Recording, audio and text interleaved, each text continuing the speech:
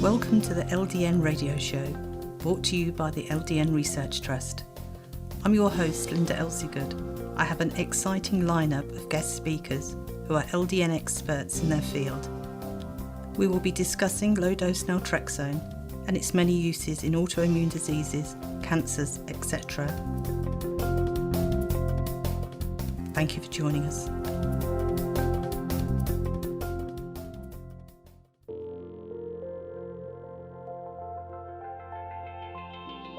This show is sponsored by Dixon's Chemist, who are the experts in LDN and associated treatments in the UK.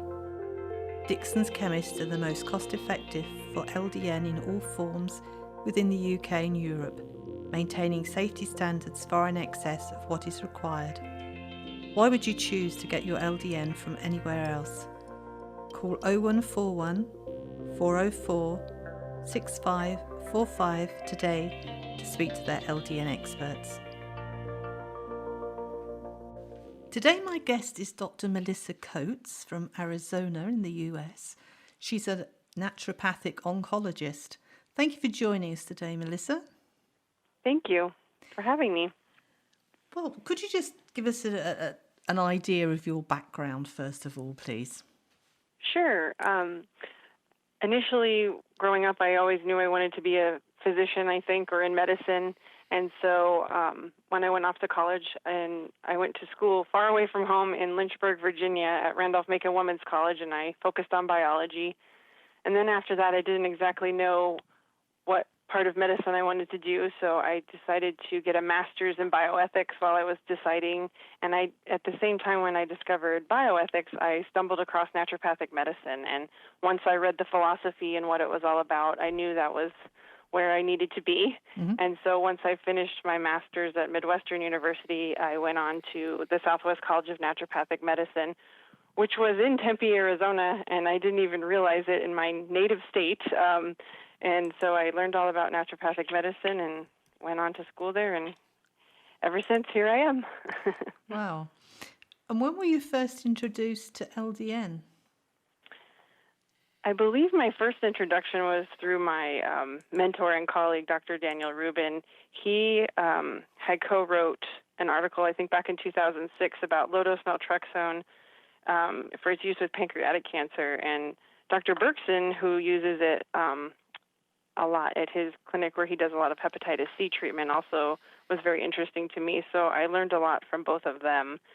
And from then on, I've been doing more and more research and just using it in a multitude of ways with different types of things beyond cancer, but cancer is obviously one of the bigger ones that we focus on here at our clinic. Mm-hmm. Could you give us an idea of your protocols for treating cancer patients and which cancers you've actually treated with LDN? Sure. Probably one of the bigger ones is we typically put people on it who have breast and colon and pancreatic cancer. Those are some that we definitely do, but we know there's some efficacy with ovarian and neuroblastoma and glioblastoma and even squamous cell carcinoma. So pretty much because of the natural killer cell and the immune stimulation that it gives, we've found it is a very nice adjunctive thing to add on to most treatment protocols. So we utilize it quite often, starting usually with a lower dose depending on the sensitivity of the patient, maybe 1.5 all the way up to 4.5 milligrams, depending on what's going on, and making sure that we're not conflicting with any pain medication use, of course, if the patient's had surgery or things like that. We've also, me particularly in the clinic, like to use it for other things as well. One of my very first patients, well, actually wasn't an oncology patient that I utilized it in, was a person who had undiagnosed celiac for 25 years, and her gastrointestinal system was just a giant mess, and she was miserable, and it was one of the things that I decided to introduce to kind of calm her autoimmune issues that were going on, including her thyroid, and it really seemed to calm her gut, and she said it was like a miracle to her. And we even tested going off of it briefly to see if that was truly what was happening, and it was for sure definitely the low-dose naltrexone that was helping calm things for her. And so that was one of my first introductions to the power of it, and from then on I've been utilizing it in many ways since. Mm-hmm. And part of the protocol, I mean, what other therapies do you use alongside of LDN? Oh, in conjunction? Yeah. Yeah, definitely. We utilize here in Arizona, we have the ability to give IV nutrients. So we use IV alpha lipoic acid alongside the LDN. Sometimes it's vitamin C IV. We utilize other supplements as well, just that to focus on different parts of what the person needs as far as support if they're during chemotherapy or radiation or other treatments they may have going on. We also utilize sometimes another natural killer cell stimulator, which is mistletoe, but we only give that in a sub-Q injection versus IV here in Arizona. So there's often a combination of things that utilize with the LDN to help the patient get the best for their immune system and whatever else they're having. Do you use CBD? In Arizona, we can help patients get their medical marijuana evaluation so that they can get a card to utilize CBD, and yes, we have used that as well. We find it to be a great anti-inflammatory agent and really help with side effects of chemo. That's been one of the greatest gifts that some patients have gotten when their anti-nausea medications don't seem to work, so we do utilize CBD quite often. And I'm told that it works in conjunction with LDN very well by Yes, researchers. and oftentimes most of those patients are already on LDN, so it's definitely a good part of the mix. We definitely like to make a treatment plan very individualized to each patient, and so there's often quite a multitude of things going on at once, whether it's CBD, LDN, IV, a diet plan, whatever it is. We like to bring it all together for them so that they can feel their best. And you mentioned diet plan there. Of course, with cancer, sugar is a no-no. I mean, what kind of a diet do you suggest patients follow? A lot of our suggestions as far as diet are either to focus on very anti-inflammatory or a Mediterranean-style diet. The ketogenic diet is obviously big news right now. It's everywhere, so that is definitely utilized depending on if the patient's in a good place to do that or not. If they're in a very cachectic state or their weight is very low, we may or may not utilize that. But if they're in a place where it looks like they would benefit greatly from the anti-inflammatory effect of being on the ketogenic diet, we definitely introduce that.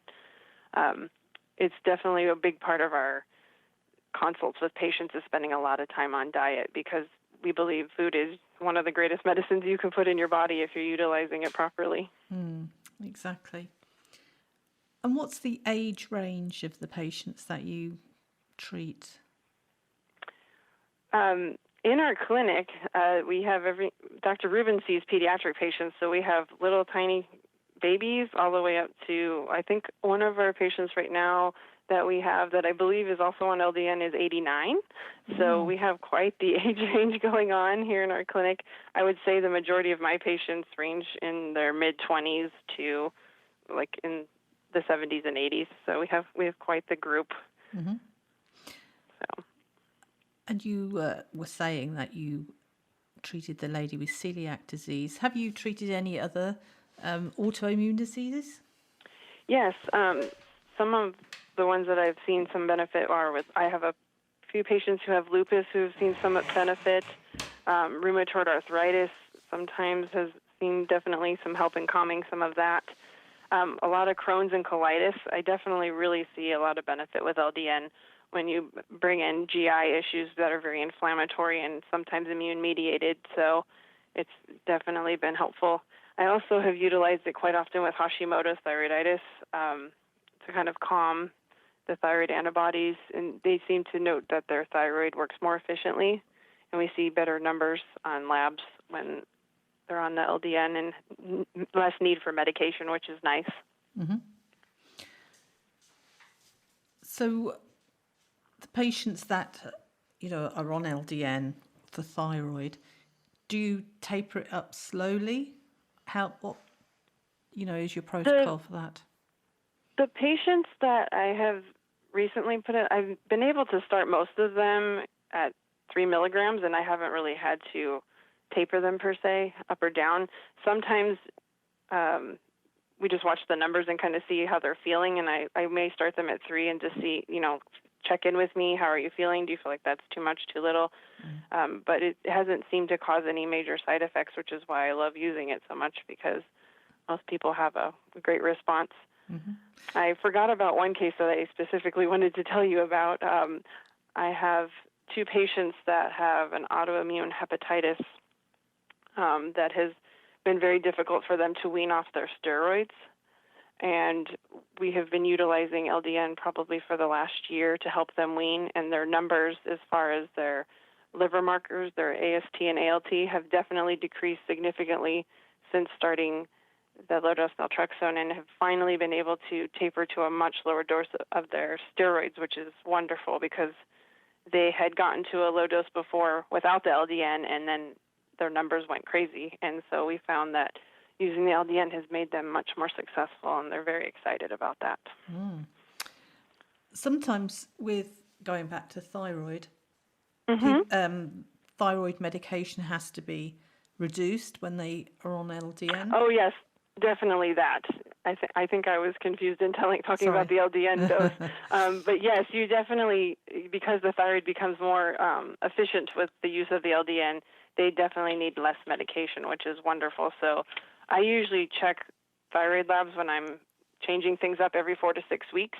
And so definitely I've had many patients have to reduce their dose because of the LDN, which has been great.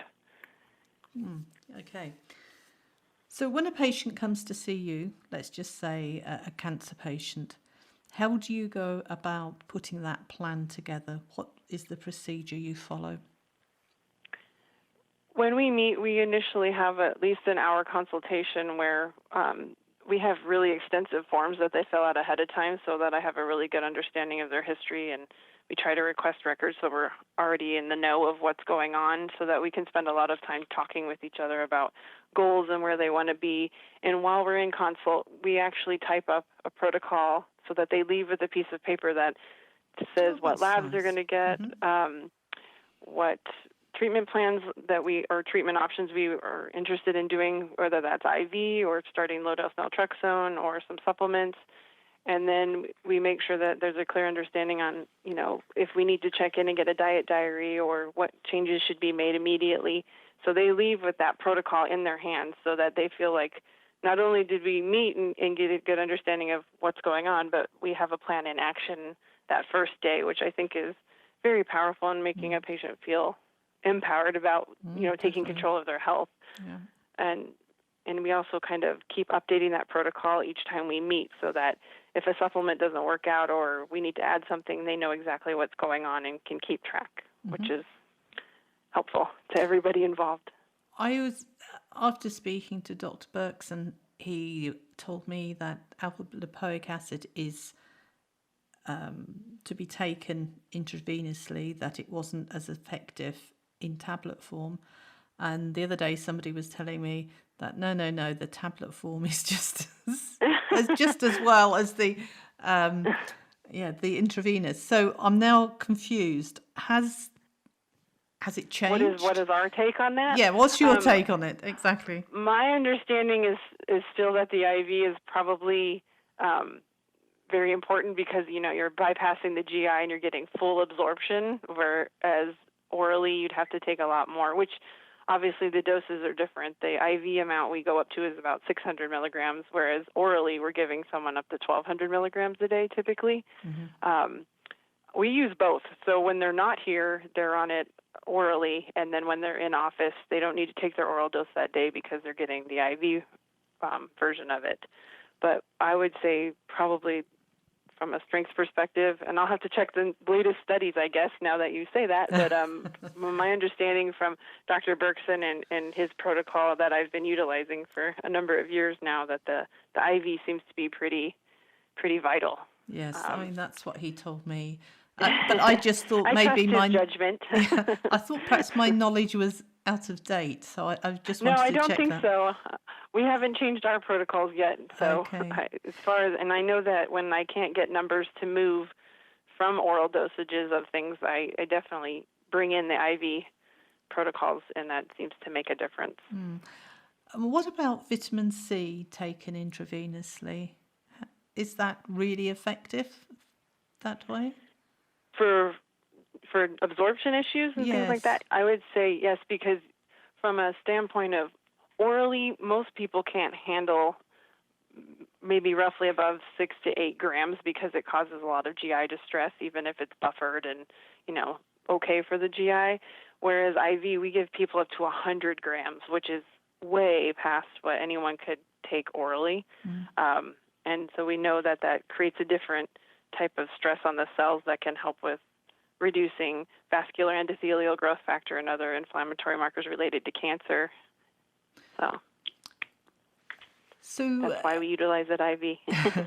And if you read about vitamin C, and it talks about water soluble, fat soluble, and it flushing out of your system if you take too much. Can you take too much intravenously?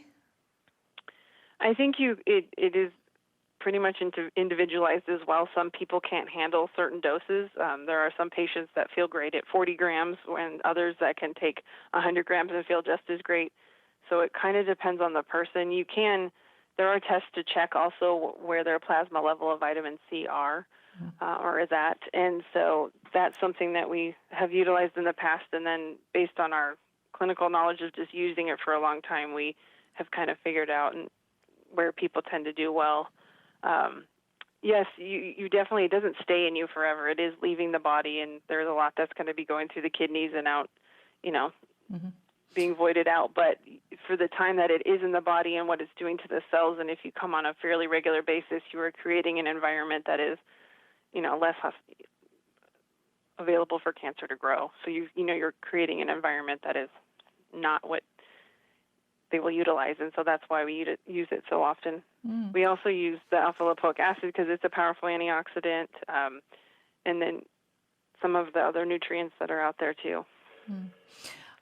A few years ago, I had an operation and I came to, and I was in quite a bit of pain, and they gave me intravenous paracetamol, and I was thinking to myself, the pain was quite bad, thinking, why are they giving me paracetamol?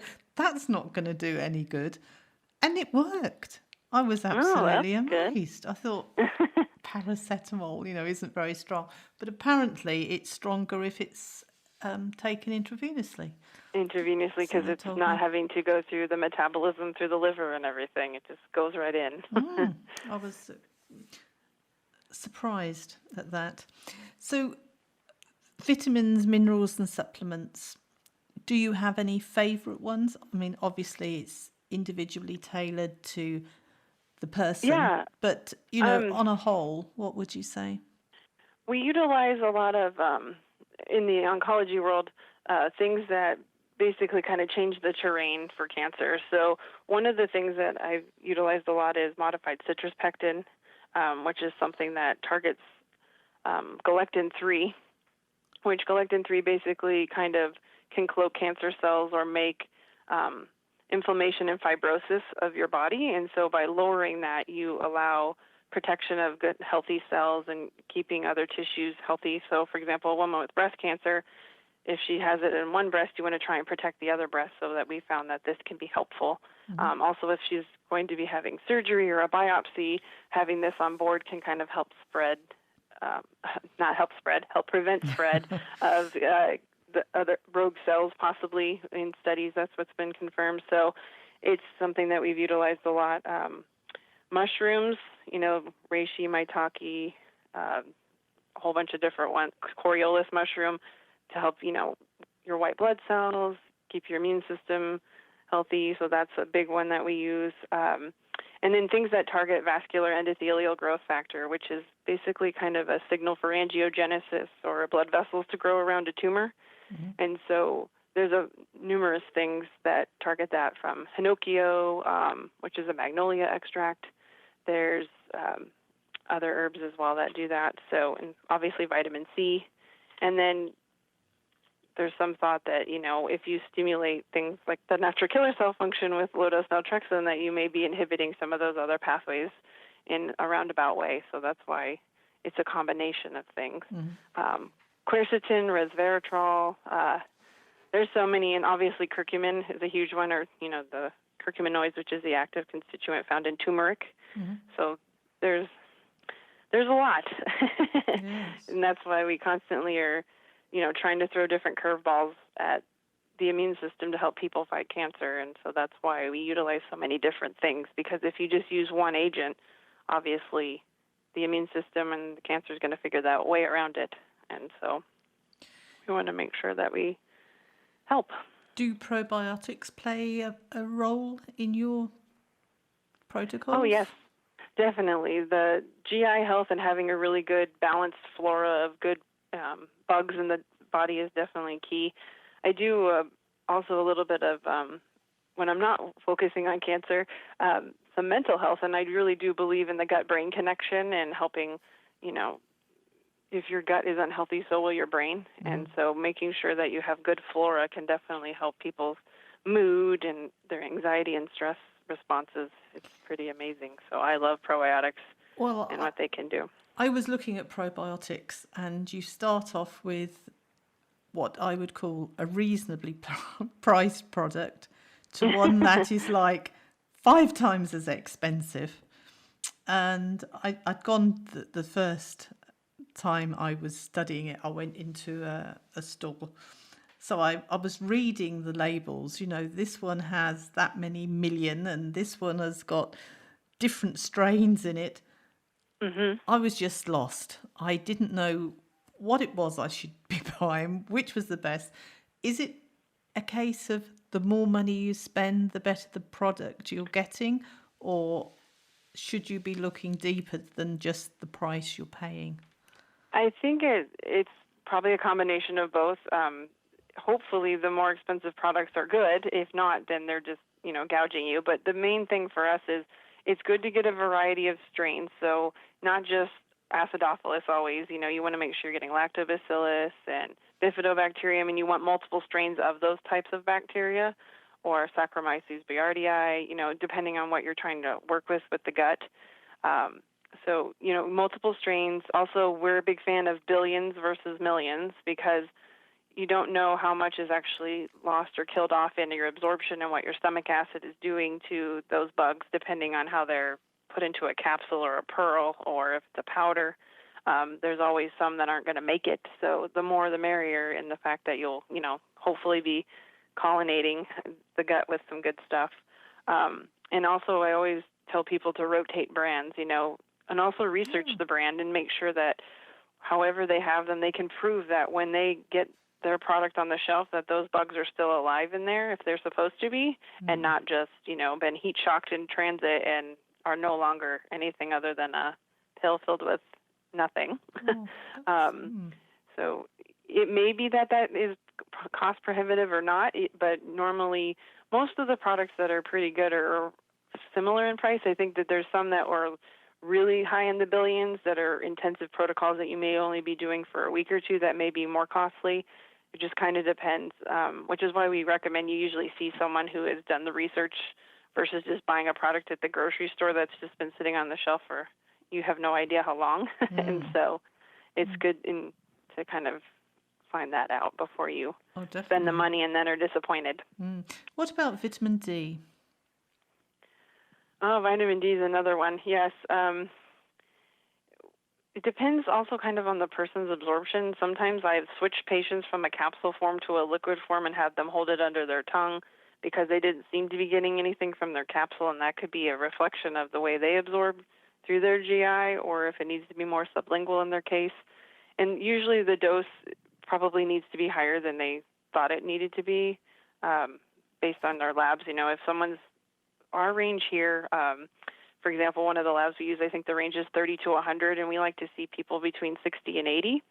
And so that may take them taking 10,000 units a day for a while, and then they may be able to ramp back, or they may have to take more than that depending on their absorption status. Mm-hmm. But you kind of have to play with that individually for the patient and on what seems to work for them. And yeah, there's a lot of different brands on the market. So, what about omega-3s? Do they play an important part? Yes. The key thing with omega-3s for me is making sure that it's a very pure product, that it's not fish that are in a farm lot being fed dog food or something horrible like that. They need to be deep sea cold water fish, hopefully sustainably raised. And then the capsules themselves, when you're looking at it, you want to make sure that they're fresh, so that hopefully the product has some sort of a date on it that tells you that those haven't been sitting and becoming rancid.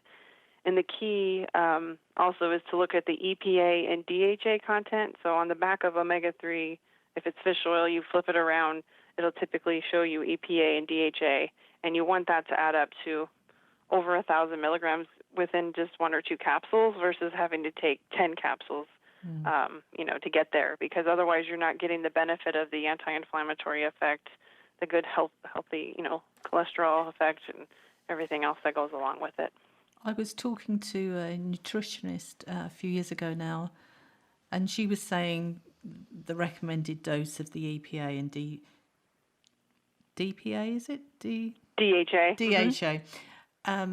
If you had an inferior product, they usually have vitamin A in them, and the more tablets you take, the more vitamin A you're taking, and you can overdose on the vitamin A. And she was saying, you've really got to make sure it's a pure product. Yeah, you got to read the label for sure. Yes, without some the of them, vitamin A.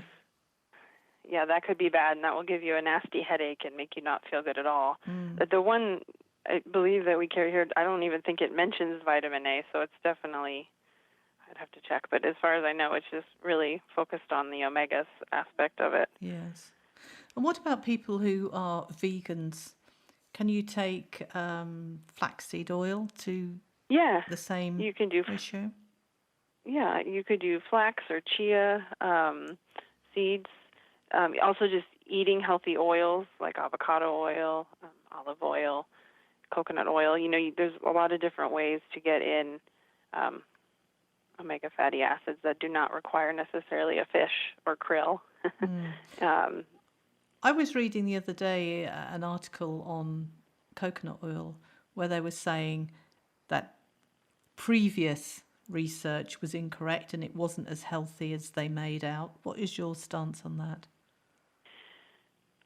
I don't think it's the healthiest oil, definitely, but I still see some benefit in using it, particularly the medium-chain triglycerides that come from coconut oil, or we use MCT oil sometimes instead of just coconut. But if someone is just occasionally throwing a little bit of coconut oil in their smoothie, I haven't seen it detrimentally affect them. And I've seen some good studies with Alzheimer's and Parkinson's research that it helps the brain.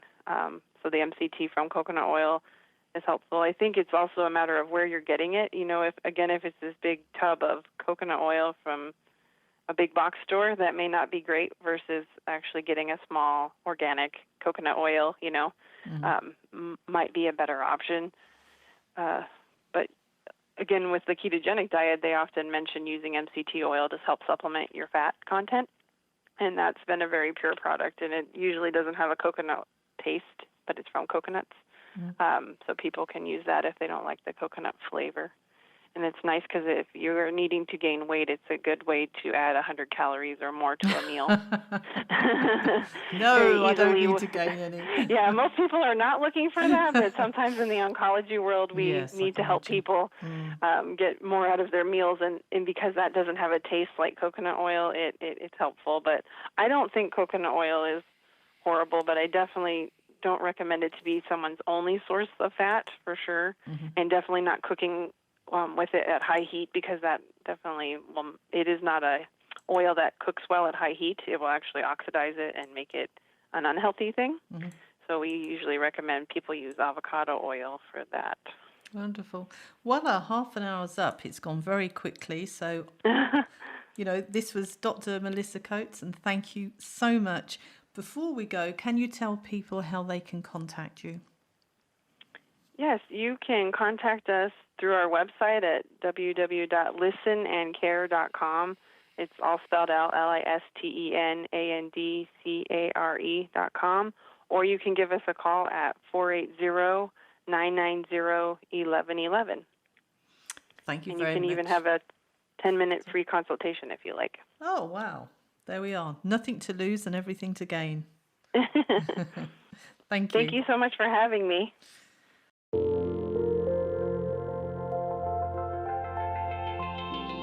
This show is sponsored by Dixon's Chemist, who are the experts in LDN and associated treatments in the UK. Dixon's chemists are the most cost-effective for LDN in all forms within the UK and Europe, maintaining safety standards far in excess of what is required. Why would you choose to get your LDN from anywhere else? Call 0141 404 6545 today to speak to their LDN experts.